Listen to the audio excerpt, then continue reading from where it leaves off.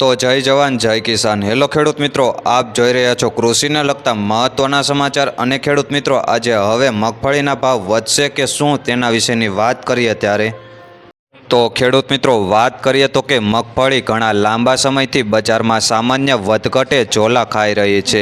ખેડૂતોનું માનવું છે કે ખરીફ સિઝન વાવેતર પૂર્વે બિયારણ પર મગફળીમાં ઉછાળો આવશે, પરંતુ એવું લાગતું નથી, કારણ કે દાણા બનાવતી મિલોએ અગાઉથી ખરીદેલ જથ્થો એમની પાસે ઉપલબ્ધ છે। ત્યારે તોય ગોંડલ જેવા પીઠાઓમાં 39 નંબર અને G20 નંબર મગફળીમાં બિયારણ બરમાં પણ થોડી બહુત ખરીદીથી પ્રતિ 20 કિલોએ 50 થી 75 રૂપિયા સુધીનો કરંટ દેખાય છે। પિલાણ બર મગફળીની બજાર પોડી પોઝિશનમાં જોવા મળી છે।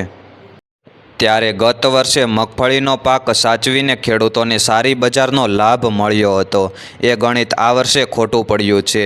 આ વખતે સિઝન પ્રારંભે મગફળીની બજાર સારી હતી, આગળ જતાં સતત બજારમાં ઘસારો લાગીને સરેરાશ બજારો 1100 રૂપિયાથી 1300 રૂપિયાની સપાટીએ સ્થિર થઈ ગઈ છે। ત્યારે ઉનાળુ મગફળીનો પાક બજારમાં આવવાના ઘડિયાળા ગણાઈ રહ્યા છે।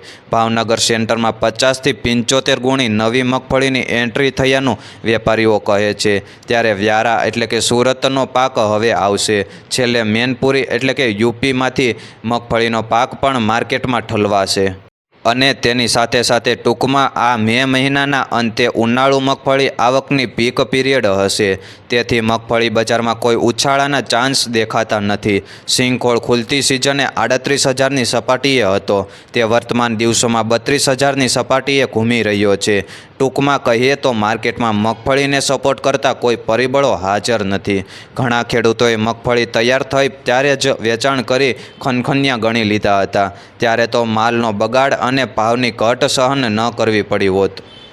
ત્યારે 39 નંબર મગફળી સારી પાકી હતી, એટલે ક્યારેક બિયારણ બરમાં 1400 રૂપિયા સુધીના ભાવ પણ થાય છે।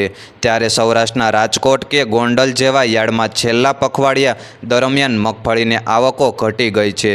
ત્યારે હાલમાં બંને યાર્ડમાં આવક એવા વેપાર છતાં બજાર સ્ટેબલ જોવા મળી રહી છે। તેની સાથે સાથે માહિતી સારી લાગી હોય તો અન્ય ખેડૂત મિત્રોને પણ શેર કરજો। અને ખેડૂત મિત્રો, રોજે રોજના સમાચાર જાણવા અને અવનવી યોજનાની માહિતી મેળવવા આપની ચેનલ એટલે કે JB ખેડૂત હેલ્પને સબસ્ક્રાઈબ કરજો। અને જે પણ પાક વિશેની માહિતી મેળવવી તેમને કોમેન્ટ કરીને જરૂરથી બતાવશો।